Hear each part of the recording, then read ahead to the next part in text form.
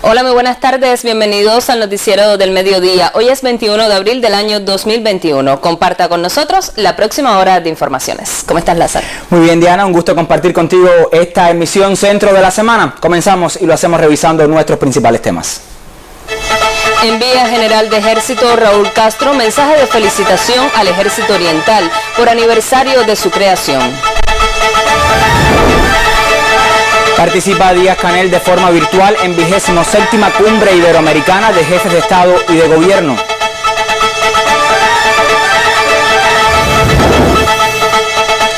Rinde Alba TCP homenaje al General de Ejército Raúl Castro Ruz. Más violencia en Estados Unidos. Policía de Ohio dispara contra adolescente negra de 16 años. El hecho ocurre antes de declarar culpable al asesino de George Floyd. Comenzamos con las informaciones. Seguidamente damos lectura a la carta de felicitación que envió el general de ejército Raúl Castro Ruz al Ejército Oriental en el aniversario 60 de su fundación. La Habana, 21 de abril del 2021, año 63 de la Revolución. Estimados compañeros del Ejército Oriental, al celebrarse hoy el 60 aniversario de la fundación del Ejército Oriental, reciban mis felicitaciones y el reconocimiento por los esfuerzos que cada día despliegan en defensa de la Revolución. Quiero agradecer en estas líneas la carta que me enviaron el pasado 10 de abril en la que rememoran aquellos días fundacionales cuando Fidel nos dijo que si salvábamos Oriente, salvábamos la revolución. Y así fue. Luego vendrían el enfrentamiento decidido a las provocaciones y agresiones del enemigo, el cumplimiento de gloriosas misiones internacionalistas, el apoyo a nuestro pueblo ante los desastres naturales y la elevación constante de los niveles de preparación y disposiciones combativas, entre otras muchas tareas. Llega también nuestra infinita gratitud hacia los fundadores y a todos aquellos que desde el señor Ejército han contribuido con la defensa de la patria, unido al eterno respeto y homenaje por los caídos en el cumplimiento del deber. Un fuerte abrazo, Raúl Castro Ruz.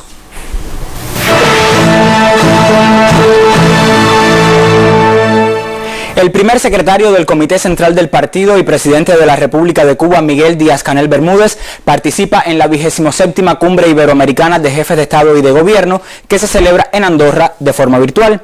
Los ministros de Relaciones Exteriores, Bruno Rodríguez Parrilla, de Comercio Exterior e Inversión Extranjera, Rodrigo Malmierca, y de Ciencia, Tecnología y Medio Ambiente, Elba Rosa Pérez, están también en la cita que debate sobre innovación para el desarrollo sostenible y los retos de la pandemia de COVID-19. La Cumbre Iberoamericana de Jefes de Estado y de Gobierno es el evento más importante que celebra la Conferencia Iberoamericana, un mecanismo de cooperación que agrupa a los 22 países de América Latina y Europa de habla española y portuguesa. La primera cumbre iberoamericana de jefes de Estado y de Gobierno se celebró en Guadalajara, México, el 18 de julio de 1991. Pese a las diferencias ideológicas en la cita mexicana, participaron los 22 dirigentes iberoamericanos que integran ese mecanismo de concertación política. Tuvo fundamentos sólidos. Sus lenguas, sus culturas, una historia compartida, pero también estuvo marcada por el carácter injusto y desigual del orden económico internacional, la naturaleza irracional e insostenible de los modelos capitalistas de producción y consumo y el daño ambiental que eso genera. Allí, frente a la creciente ola neoliberal que convertía a América Latina en la región más desigual del planeta, estuvo Fidel.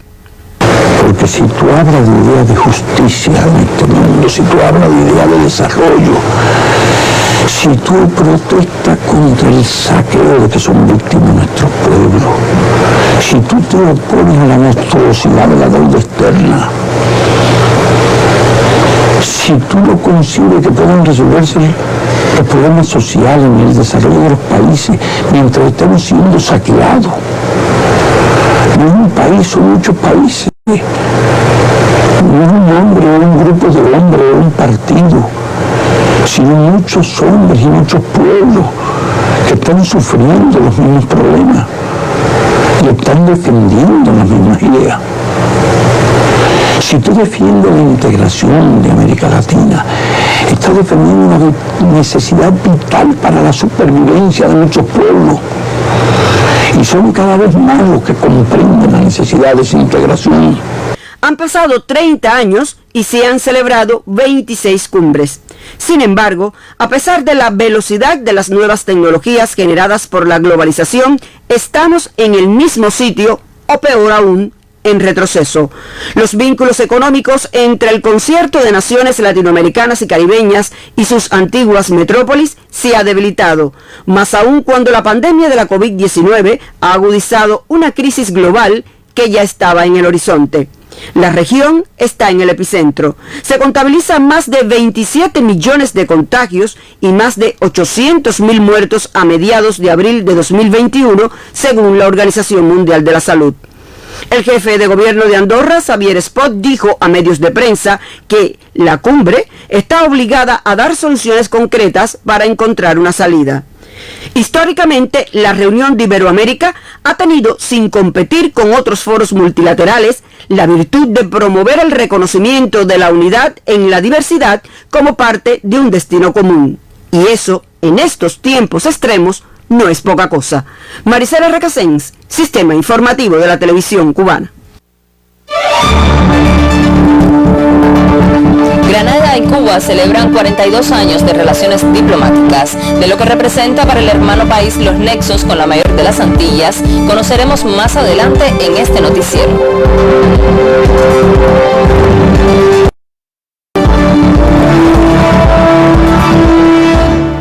El doctor Francisco Durán García, director nacional de epidemiología del Ministerio de Salud Pública, informó en conferencia de prensa que Cuba confirmó al cierre de este martes 1.006 nuevos casos positivos de COVID-19. Se lamenta el fallecimiento de 9 personas a consecuencia de la enfermedad y fueron otorgadas 967 altas clínicas. Luego de procesar en todo el territorio nacional más de 21.000 pruebas, fueron conocidos estos resultados. Otra jornada con más de 1.000 casos confirmados, situación que evidencia el complejo escenario epidemiológico que vive esta nación caribeña. 96.700 pacientes diagnosticados con COVID, 5,2%, o sea 5.123, se mantienen activos, se mantienen ingresados confirmados. De estos 5.123, 5.061 con una evolución clínica estable, el 98,7%. Una vez más, el especialista del MINSAP instó a la población a cumplir las medidas de protección para frenar la propagación de la COVID-19. Recordó que solo la disciplina y el apego a los protocolos de bioseguridad pueden protegernos del virus, que en este mes se ha comportado de forma desfavorable. El mes de abril ya con 20.484 pacientes diagnosticados por COVID-19, podemos decir que se están promediando 1.004 casos de COVID diariamente, una cifra como promedio muy elevada, incluso a la de todo el periodo anterior. En el mes de abril, 122 fallecidos, una letalidad de 0,60, muy elevada. Las autoridades sanitarias reiteran el cuidado a las personas vulnerables, entre ellos los menores de 20 años, grupo etario que reporta casos a diarios. Por tales motivos es necesario incrementar la percepción de riesgo y reforzar el autocuidado. Leonardo Ferrer Llopis, Sistema Informativo de la Televisión Cubana. La COVID-19 ha creado desafíos en la sociedad. Es necesario cumplir con las medidas higiénico-sanitarias pertinentes y enfrentar las indisciplinas sociales para cortar la transmisión de la pandemia. La COVID-19 es una letal enfermedad que impone desafíos a la sociedad con marcada incidencia en el personal de la salud pública. En tiempos de pandemia, los médicos alertan sobre los peligros que supone el descuido ante la compleja situación epidemiológica. Cuando cometen la indisciplina de no usar el nasobuco correctamente, cuando cometen la indisciplina de no guardar el distanciamiento más de 1,5 metros y unido a la no desinfección de las manos y en esta etapa actual de transmisión autóctona no mantener la restricción de movimiento, pues es lo que complejiza, siempre lo afirmo, es lo que está complejizando hoy. La falta de preocupación y la indisciplina social son factores que provocan el rebrote de la pandemia en el país. El problema es que cuando tú vienes a la escuela todo el mundo junto, hay mucha indisciplina social, nadie respeta a nadie. Y todo el mundo se baja el nasobuco, tú vas por una calle, las personas con el nasobuco quitado, o con la nariz afuera. Y también ves a los niños en la calle, a los niños jugando con otros niños sin nasobuco también. Yo pienso que en esta provincia no hay tanto problema para otras provincias, pero sí tenemos problemas todavía porque están saliendo casos todos los días. ¿Por qué? Por estas mismas cosas de la población, de la indisciplina que tenemos nosotros mismos. El cumplimiento de las medidas higiénico-sanitarias, unido a la toma de conciencia de la población, son los principales elementos para contrarrestar la transmisión de la COVID-19. En Mayagüez, Carelis Díaz, Sistema Informativo de la Televisión Cubana.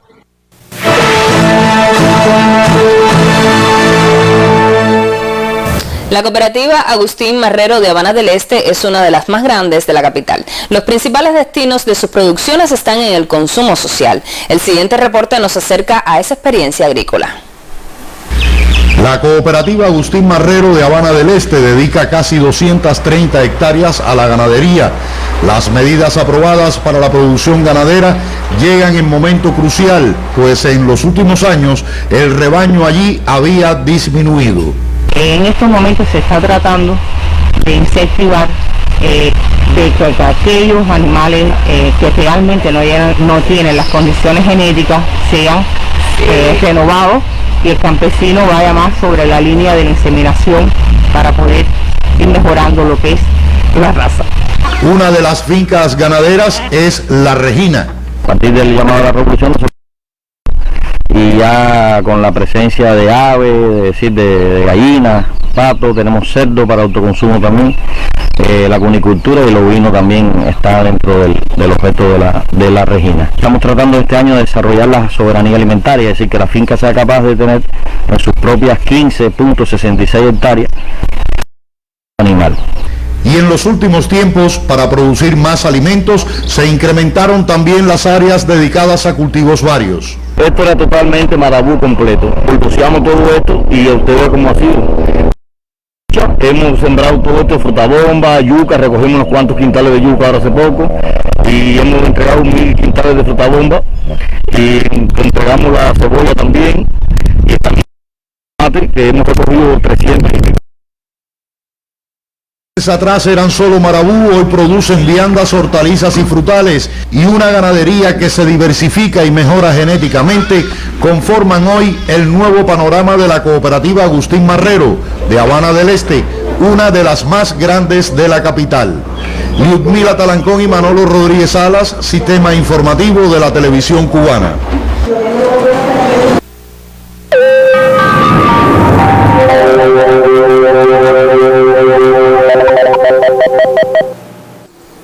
Hola, ¿qué tal? Muy buenas tardes. Han disminuido las lluvias, los vientos también de región sur en el occidente del país quedan variables débiles. La situación ha variado muy poco. Fíjense que tenemos fuertes corrientes en el aire superior del suroeste, continúan incentivando los nublados al sur y en el estrecho de la Florida. No llegan a territorio nacional, sin embargo producen alguna lluvia que ayer estuvo afectando Pinar del Río, Artemisa y también el oriente del país. Las condiciones en occidente dependen de este flujo inestable de niveles medios y en el oriente asociados a condiciones locales, los registros poco significativos. Guaymaro, Camagüey, 5 milímetros de lluvia en solo 24 horas. Mis amigos, las condiciones meteorológicas se van a mantener estables para el territorio nacional. Como les dije, disminuye la fuerza de los vientos de región sur, quedan variables débiles y en la tarde entonces pasarán a soplar de región nordeste en zonas de la costa norte de la mitad oriental del país. En el pronóstico entonces vamos a tener cielo parcialmente nublado, ocasionalmente nublado en Pinar del Río, también en el sur e interior de Las Tunas y la provincia de Asma, aquí con algunas lluvias hasta el anochecer.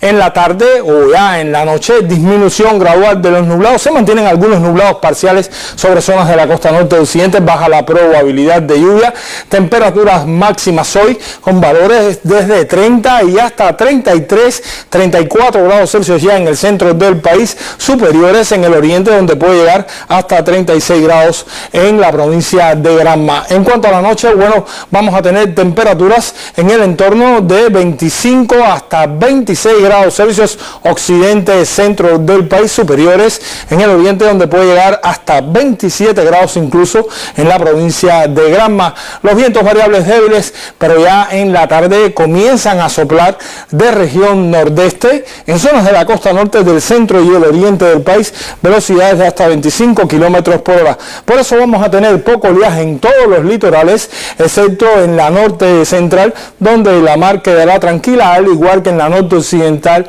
y la sur occidental. Mis amigos, estas son las precisiones. Vamos a tener muy poco cambio en las condiciones meteorológicas para todo el territorio nacional, si acaso alguna lluvia en el interior y sur de Las Tunas y Granma, pero también en el norte de Pinar del Río. Les deseo a todos que tengan una tarde muy feliz, que se cuiden y hasta mañana.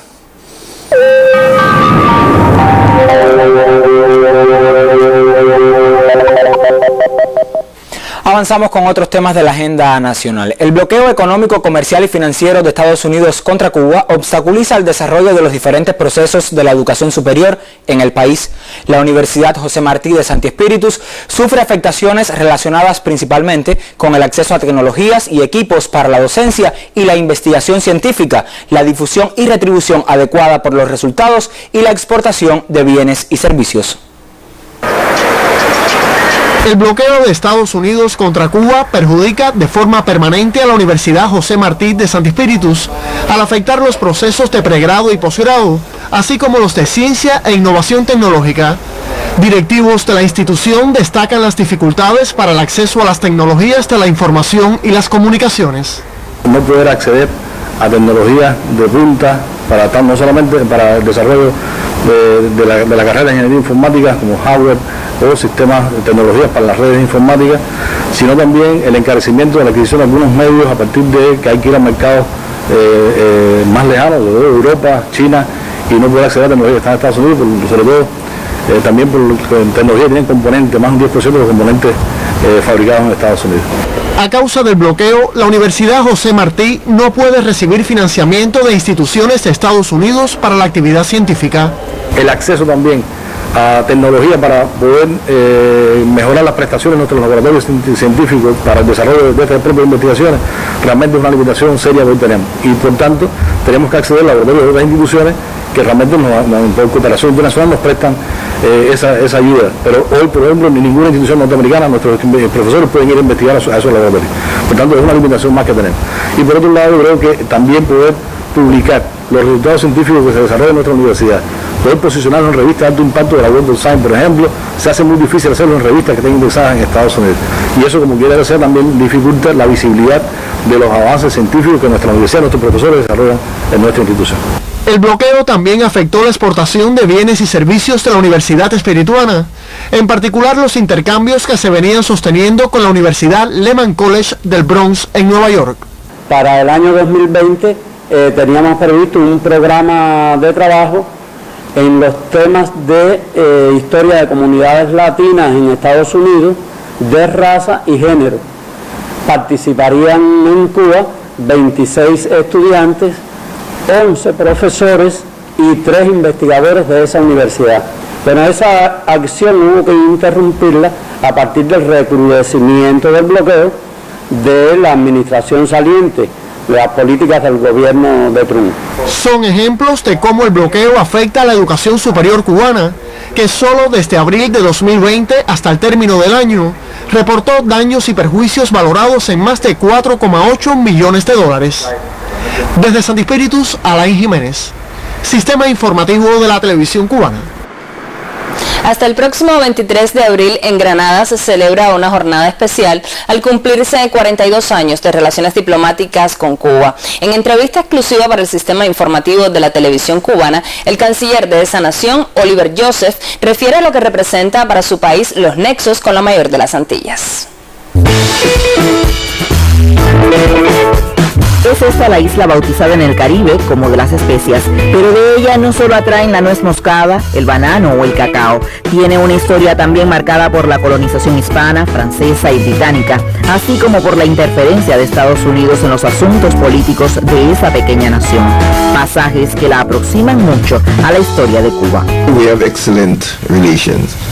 When I consider the fact that Cuba has its own problems, is faced with an embargo that places considerable hardship on its people, yet these very same people, the doctors, nurses, engineers, are consistently assisting Grenada in the health, education, human resource, and construction sector, among many other areas. And now, given the COVID-19 pandemic, Cuba continues to send medical personnel and supplies to assist Grenada in its containment of the spread of the virus. For this, we are very grateful. As an official who handles CARICOM affairs, you are aware of the collaboration that is being in our region to face the effects of the COVID-19. How will help or could help in that purpose of progressing together? Cuba has sent additional medical personnel, doctors and nurses, not only to Grenada, but also to the OECS and CARICOM countries. In collaboration with Venezuela, Cuba has also contributed medical supplies. All this while facing a financial, economic and commercial embargo. This assistance is truly humanitarian, and we want to express our great appreciation to the people of Cuba for the assistance in this time. Esa admiración y cooperación han llevado a la perdurabilidad de las conexiones bilaterales, así como en diferentes foros ha sido Granada una de las naciones en apoyar el levantamiento inmediato del bloqueo económico, comercial y financiero de Estados Unidos contra Cuba. Cuba has been a long-standing friend of Grenada. We fundamentally oppose to this embargo because it is inhumane and cruel to the hard-working people of Cuba, and therefore every year we will continue to call for the lifting of this unfair embargo on the People's Republic of Cuba. We are shocked to see Cuba being placed on a list of countries supporting terrorism. We do not know that about Cuba, and therefore we condemn and denounce this inclusion of Cuba. CARICOM has also taken a position of denouncing putting Cuba on this list of terrorists, sponsors of state terrorism, and we call for the immediate removal of Cuba from such a list. Más de 4 décadas de intercambio diplomático y en otras esferas de desarrollo, de preparar a recursos humanos granadinos como fortalezas para ese país caribeño, de recordar a los cubanos caídos mientras servían a la hermandad de ambos pueblos, honran particularmente en esta jornada de celebración los legados ejemplares de los líderes Maurice Bishop y el comandante en jefe Fidel Castro. Memphis Oversley, Sistema Informativo de la Televisión Cubana. El primer secretario del Comité Central del Partido Comunista de Cuba y presidente de la República, Miguel Díaz-Canel Bermúdez, intervino hoy en la 27ª Cumbre Iberoamericana de Jefes de Estado y de Gobierno, que se celebra en formato virtual, bajo el lema Innovación para el Desarrollo Sostenible, Objetivos 2030, Iberoamérica frente al reto del coronavirus. La delegación cubana está integrada además por los ministros de Relaciones Exteriores, Bruno Rodríguez Parrilla, de Comercio Exterior e Inversión Extranjera, Rodrigo Malmierca Díaz, y de Ciencia, Tecnología y Medio Ambiente, El Barrosa Pérez Montoya. A continuación, transmitimos la intervención íntegra del mandatario cubano en la cumbre de Andorra. Muchas gracias. Excelentísimo señor Javier Espot Zamora, jefe de gobierno del Principado de Andorra, Su Majestad Felipe VI, excelentísimos señores jefes de Estado y de Gobierno de Iberoamérica y otros jefes de delegaciones. Excelentísima señora Rebeca Grispan, secretaria general iberoamericana. Reciban un cordial saludo en nombre del pueblo y gobierno cubanos. Hay que reconocer y agradecer los esfuerzos del Principado de Andorra para organizar esta cumbre y dar continuidad al trabajo de la Conferencia Iberoamericana en el periodo que culmina bajo las excepcionales condiciones impuestas por la COVID-19. Nuestra felicitación y apoyo a la hermana República Dominicana próxima Secretaría pro tempore. Excelencias, Cuba tiene que mostrar y concede especial relevancia al tema de esta cita, Innovación para el Desarrollo Sostenible, Objetivo 2030, Iberoamérica frente al reto del coronavirus. En apenas un año, una devastadora pandemia ha empeorado las condiciones de vida de millones de seres humanos en el planeta y provocado la peor caída de la economía en 9 décadas. En contraste, 5 años después de su adopción, apenas se ha avanzado en la implementación de la Agenda 2030. Se habla de las múltiples crisis generadas por la COVID-19, pero algunos problemas son decenas de años más antiguos. Los países en desarrollo cargan el insoportable peso de una deuda externa pagada ya 1000 veces y algunos adicionalmente sufren el impacto de medidas coercitivas unilaterales que violan el derecho internacional y obstaculizan su legítimo derecho al desarrollo. Hasta que se logre instaurar un orden económico internacional justo, democrático y equitativo que permita atender más las causas raigales de las desigualdades y avanzar hacia los objetivos de desarrollo sostenible, estos seguirán siendo una quimera para la mayoría de los pueblos del mundo. Seamos honestos, los actuales paradigmas de desarrollo provocan pobreza y exclusión de las mayorías por sus irracionales patrones de producción y consumo que bajo los designios del mercado desdeñan lo más valioso, la vida y la dignidad humanas. Una Iberoamérica inclusiva, que tenga en cuenta los intereses y necesidades de desarrollo de todos los miembros de esta conferencia, puede favorecer el avance de nuestras naciones. El desarrollo sostenible demanda voluntad política, solidaridad, cooperación, transferencias financieras y de tecnología desde los países desarrollados y un acceso equitativo a esos recursos que considere las desigualdades acumuladas. La pandemia ha puesto al desnudo una verdad indiscutible. Los sistemas de salud y protección social, la educación, la ciencia, la tecnología y los recursos materiales disponibles deben ponerse en función de todos y no a merced de los intereses mezquinos de unos pocos. Al margen de las ideologías, el Estado tiene una responsabilidad que asumir en el uso de los recursos asociados a la vida y el bienestar de los ciudadanos.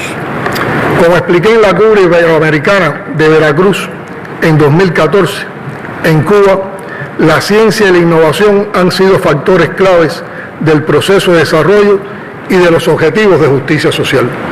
Esta premisa, que es parte fundamental del legado del líder histórico de la Revolución Cubana, el comandante en jefe Fidel Castro Ruz, nos ha permitido enfrentar la pandemia actual bajo el bloqueo. Un robusto sistema de ciencia e innovación tecnológica, con una avanzada y eficiente industria biotecnológica y farmacéutica, aliados al sistema de salud universal, gratuito y de calidad, con recursos humanos altamente especializados, han hecho posible la respuesta cubana a la pandemia que parece sorprender a algunos. A poco más de un año de detectados los primeros casos de COVID-19 en el país, contamos con 5 candidatos vacunales, 2 de ellos, Soberana 02 y Aldala, en fase 3 de ensayo clínico, y esperamos inmunizar a toda la población cubana antes que finalice el 2021 con vacunas propias. Nuestro Plan Nacional de Desarrollo Económico y Social hasta 2030, alineado con los Objetivos de Desarrollo Sostenible, le otorga un papel protagónico a la innovación y la investigación científica. Se han fortalecido los vínculos de las estructuras de gobierno con los sectores del conocimiento y de la producción de bienes y servicios para potenciar la innovación en función del desarrollo económico y social, con énfasis en el desarrollo local. Cuba cuenta hoy con 229 entidades de ciencia, tecnología e innovación, de las cuales 141 son centros de investigación, 26 centros de servicios científicos y tecnológicos, 61 unidades de desarrollo e innovación y un parque científico-tecnológico, y a la vez desarrolla un sistema de gestión de gobierno basado en ciencia e innovación. El gobierno de los Estados Unidos, en medio de la pandemia, recrudeció de manera brutal el bloqueo económico, comercial y financiero y financió y apoyó peligrosos actos de violencia y desacato a la ley para promover inestabilidad social y política en nuestro país. El pueblo cubano ha respondido redoblando su proverbial resistencia a golpe de creatividad. Las campañas del gobierno estadounidense para desacreditar y boicotear la cooperación médica que Cuba ofrece no empañaron nuestra vocación solidaria y de cooperación. 57 brigadas médicas del contingente Henry Reef han contribuido a enfrentar la pandemia en 40 países y territorios. Muchos de los miembros de esta conferencia han apreciado el elevado altruismo de los profesionales cubanos de la salud. Excelencias, la legitimidad de un gobierno emana de la voluntad expresa y soberana de su pueblo, no del reconocimiento de potencias extranjeras. Debe respetarse al gobierno presidido por el presidente constitucional Nicolás Maduro Moros. Es injusto culpar al gobierno venezolano de la situación económica y social que enfrenta Venezuela cuando se mantiene la aplicación de crueles medidas coercitivas unilaterales, proyectadas y aplicadas por Estados Unidos, acompañado por varios de sus aliados, con el objetivo de provocar sufrimiento en la población. Estas medidas coercitivas promueven la inmigración, fenómeno sobre el cual algunos expresan gran preocupación y podrían contribuir a resolver su causa. Sería útil y sincero reconocer que el diseño estadounidense de intervención en Venezuela fracasó rotundamente y colocó a otros países que la apoyaron en una situación política y jurídica insostenible.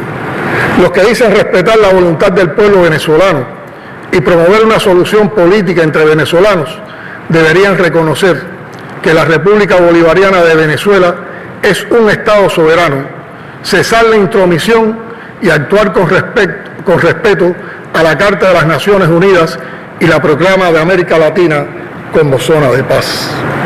Excelencias, en nombre del pueblo cubano, agradezco el tradicional apoyo de la comunidad iberoamericana al justo reclamo de poner fin al bloqueo contra Cuba, así como las muestras de rechazo a la arbitraria y unilateral calificación de nuestro país como patrocinador del terrorismo por el gobierno de Estados Unidos.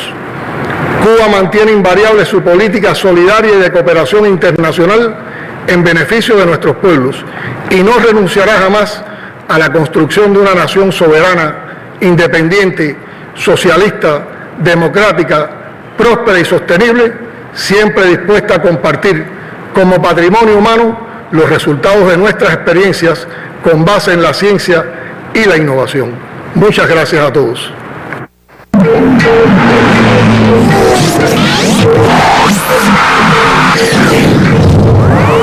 Buenas tardes, momento para los deportes al mediodía. La preselección cubana de béisbol que se alista para el preolímpico de la Florida entrena junto al equipo que asistirá a la Copa Caribe de Curazao. Ambos planteles entrenan en el Yumurino Estadio Victoria de Girón en aras de limar deficiencias. A propósito, uno de los que regresa a una preselección cubana es el granmense Guillermo Avilés, quien se mostró feliz de esta nueva oportunidad en entrevista con el periodista Guillermo Rodríguez.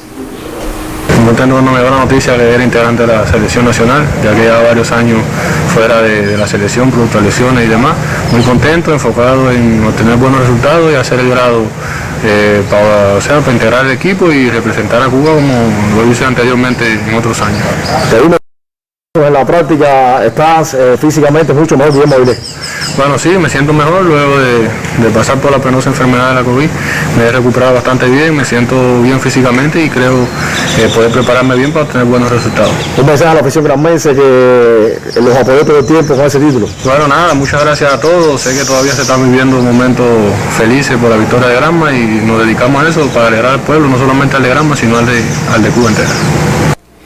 Y el crucero será nuestro único representante mañana viernes en la final del Campeonato Mundial Juvenil de Boxeo organizado en la ciudad polaca de Kielce.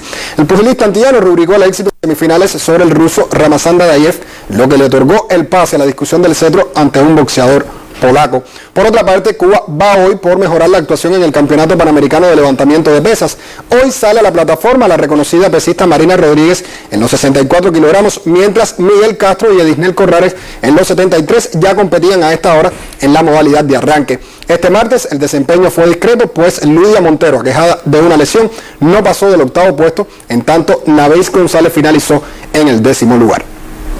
Y hoy es un día histórico para el deporte cubano. El 21 de abril de 1921, el genio cubano José Raúl Capablanca se proclamó campeón mundial de ajedrez al derrotar en el match por el título al anterior monarca Emanuel Lasker. José Raúl Capablanca fue un jugador excepcional, con un talento natural y una maestría ajedrecística nunca antes vista. Sin un hombre muy adelantado a su tiempo. El 21 de abril de 1921, el genio cubano impuso su clase y se convirtió en campeón mundial al derrotar en el match por el título al hasta entonces monarca Emanuel Lasker. Ya en 1920, el alemán se había percatado de la maestría ajedrecística del cubano y había decidido renunciar al título en favor de este, añadiendo que Capablanca habría ganado el título no por la formalidad de un desafío, sino por su brillante maestría. Pero Capablanca no aceptó ser campeón mundial sin jugar apenas una partida, por lo que ambos trevejistas pactaron el duelo a celebrarse en La Habana. Luego de 14 fechas y con ventaja de 4 puntos en favor del cubano, el 21 de abril Lasker anunció su decisión de retirarse del torneo. La hegemonía de Capablanca fue tanta que se proclamó campeón mundial sin perder apenas una partida, poniendo fin a 27 años de reinado del alemán. Pudo haberle pasado factura el clima al europeo, pero lo cierto es que el Mozart del ajedrez demostró que su profunda comprensión de la estrategia era muy superior a lo que se sabía hasta entonces.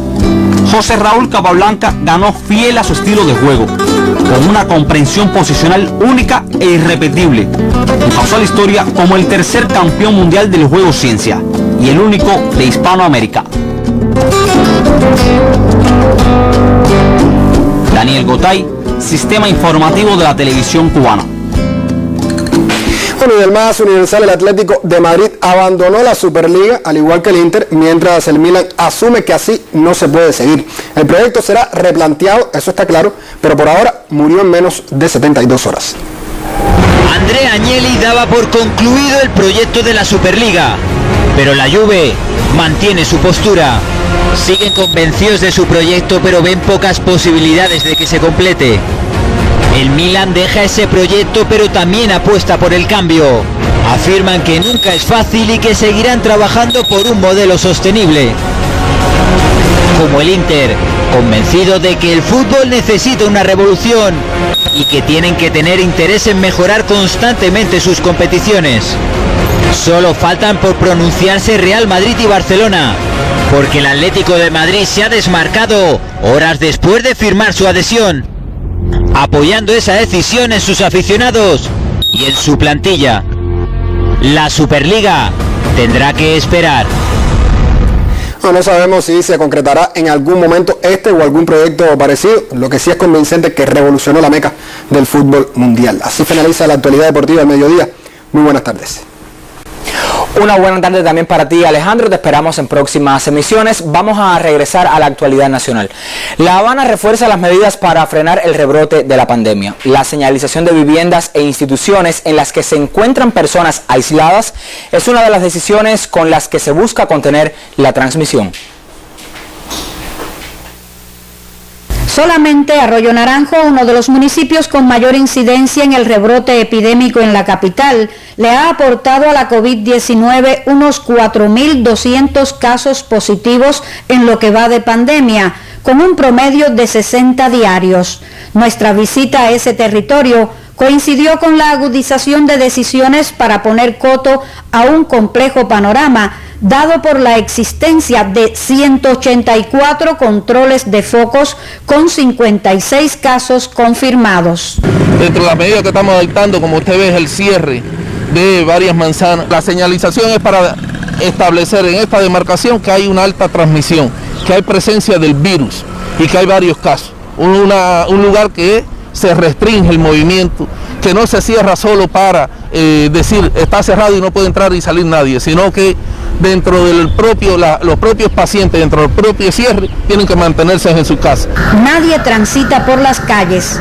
Al equipo de sanitarios lo acompaña el presidente del Consejo Popular de Párraga, quien se encarga de que las personas en confinamiento reciban lo que necesitan a través de mensajeros para que puedan cumplir con el rigor del aislamiento. Hace falta conciencia de esto y asimismo, como está trabajando la salud, trabajemos todo, la agricultura, la alimentación, los CDR que están cumpliendo, porque esto es de factores, somos todos. Ellos no paran, esto es día, viene una cosa, le traen otra, vuelve a correr, y es toda esta cuadra completa para ellos todos. Se acuestan tardísimo, para las 6 de la mañana, volver de nuevo a buscar el pan. De 5 de la mañana a 9 de la noche la circulación del transporte es normal. Varias medidas que se van a tomar, o sea, que son las mismas que estaban antes, pero hay que arreciar en esas medidas. Las medidas influyen en retiro de chapa, todo aquel que esté circulando después de las 9 de la noche, que no tenga el permiso de transporte, que es lo que está establecido, el sello amarillo. De lo que se trata en La Habana es de reforzar los eslabones de una cadena en la que cada eslabón cuenta para ganarle la batalla a un virus que contagia a cualquier hora y en cualquier lugar. Marisol Ramírez, Sistema Informativo de la Televisión Cubana.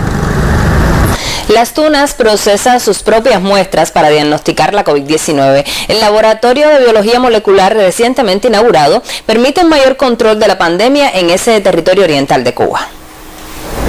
Son jóvenes entrenados en técnicas de análisis molecular y procesamiento de muestras. Asumen también con estricta disciplina los protocolos de bioseguridad establecidos por el Ministerio de Salud Pública. Tienen sobre sí ahora la responsabilidad del diagnóstico de la COVID-19 en el Laboratorio de Biología Molecular de Las Tunas. Son 4 los departamentos para la detección y estudio del virus SARS-CoV-2, resección de muestras, extracción, PCR y mezcla. En este local se reciben todas las muestras que vienen del exterior. Aquí los técnicos, conjunto con el informático, van montando en la base de datos y se va armando un protocolo que de ahí pasa al resto del laboratorio.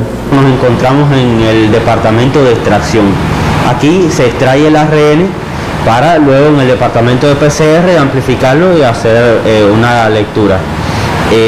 Aquí somos 3 especialistas, los cuales estamos capacitados para garantizar y poner en marcha todas las medidas de bioseguridad para garantizar que las muestras y nuestra propia integridad física se conserven.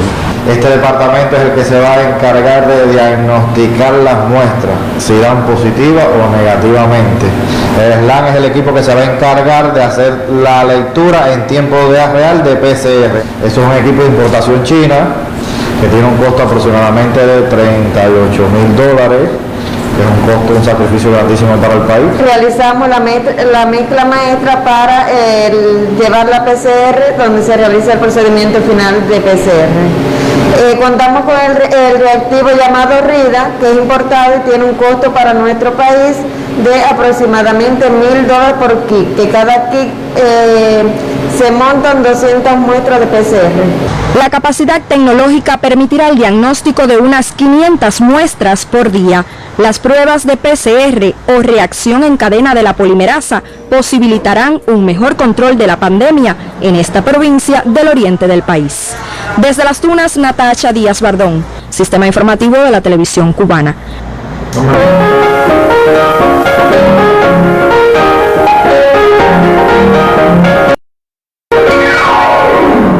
Buenas tardes. La compañía teatral Uber de Blanc celebra hoy sus 30 años de fundada. La agrupación surgió en 1991, después de la separación de algunos actores del conocido Teatro Estudio. El colectivo resurgió con la impronta de relevantes figuras de las tablas en Cuba, tales como Abelardo Estorino, Berta Martínez, Doris Gutiérrez, Luis Brunet, Elio Martín, Marcela García, Fabricio Hernández, Juan Carlos García, Amada Morado, Pancho García, María Elena Soteras y Orieta Medina, su actual directora. Varias generaciones de cubanos han disfrutado de sus puestas en escena durante estas 3 décadas de trabajo. Su excelencia y popularidad se debe, además al talento de sus actores y actrices, a su repertorio de obras y al lugar que ha sido su sede desde el inicio, local al que también debe su nombre y que fue fundado en honor al músico y pedagogo holandés Hubert de Blan. La compañía conmemora el aniversario desde sus perfiles en redes sociales. Y el próximo 26 de abril se cumplirán 13 años del inicio en Venezuela de la misión Cultura Corazón Adentro, protagonizada por instructores de arte cubanos. Mediante este convenio de colaboración, las diferentes manifestaciones artísticas cobran vida en la mayoría de los estados de la República Bolivariana.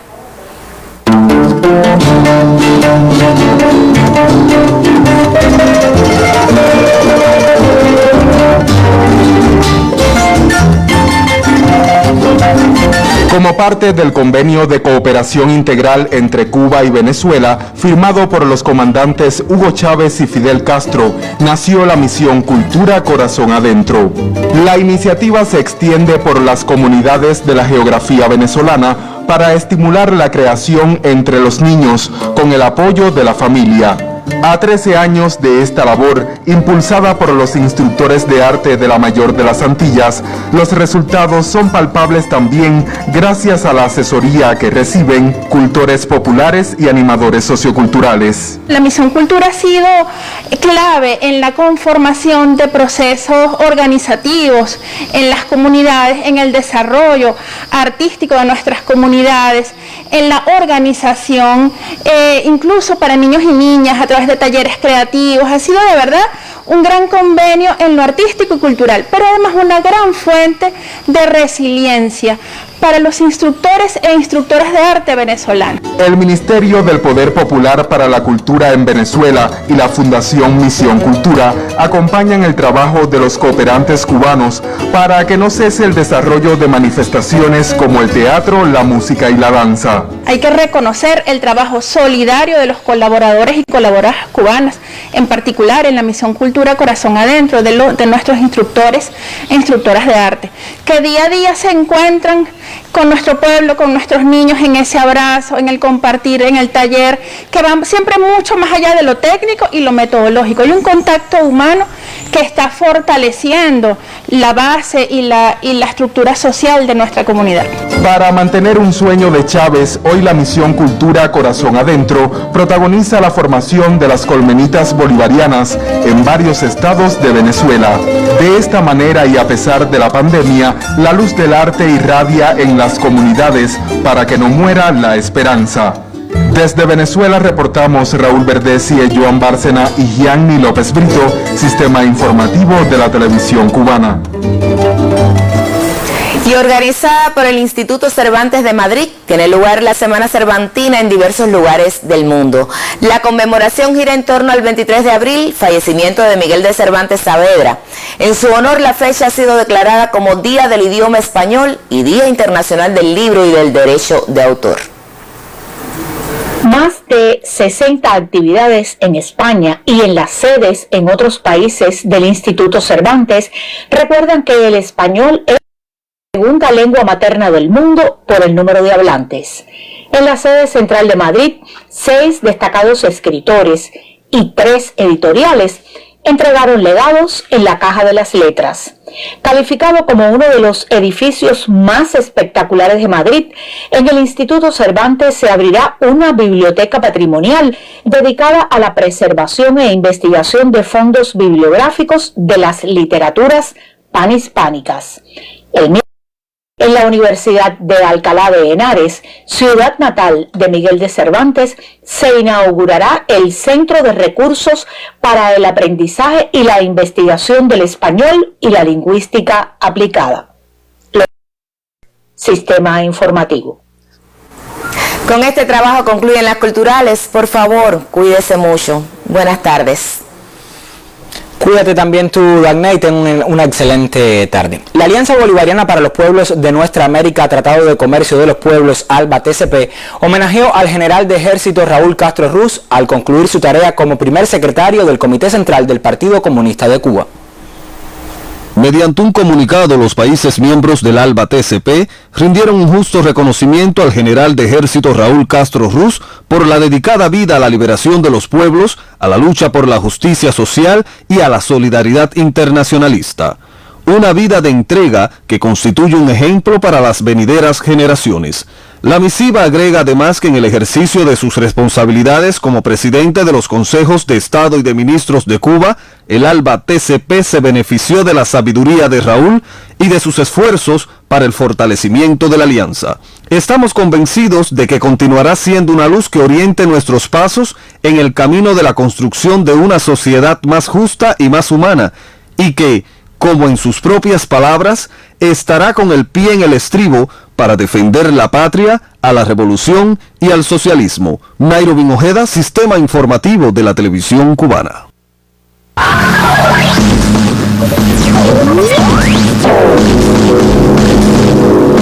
Buenas tardes. Comenzamos en Estados Unidos con la muerte de una adolescente negra en Columbus, Ohio, y todo indica que se trata de otro actuar policial extremo. La víctima fue identificada como Makia Bryan, de solo 16 años, informaron hoy fuentes oficiales.